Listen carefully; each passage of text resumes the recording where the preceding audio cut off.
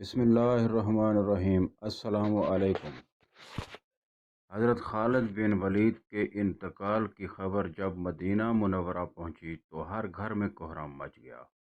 جب حضرت خالد بن ولید کو قبر میں اتارا جا رہا تھا تو لوگوں نے یہ دیکھا کہ آپ کا گھوڑا اشجر، جس پر بیٹھ کر آپ نے تمام جنگیں لڑیں، وہ بھی آنسو بہا رہا تھا۔ حضرت خالد بن ولید کے ترکے میں صرف ہتھیار، تلواریں، خنجر اور نیزے تھے۔ ان ہتھیاروں کے علاوہ ایک غلام تھا جو ہمیشہ آپ کے ساتھ رہتا تھا، اللہ کی یہ تلوار جس نے دو عظیم سلطنتوں، روم اور ایران کے چراغ بجھائے۔ وفات کے وقت ان کے پاس کچھ بھی نہ تھا۔ آپ نے جو کچھ بھی کمایا وہ اللہ کی راہ میں خرچ کر دیا، ساری زندگی میدان جنگ میں گزار دی۔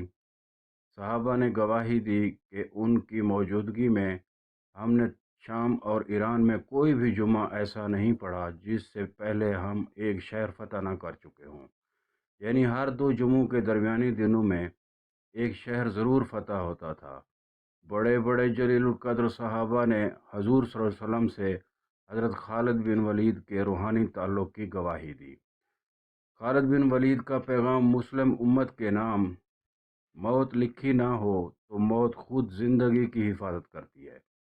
جب موت مقدر ہو تو زندگی دوڑتی ہوئی موت سے لپٹ جاتی ہے۔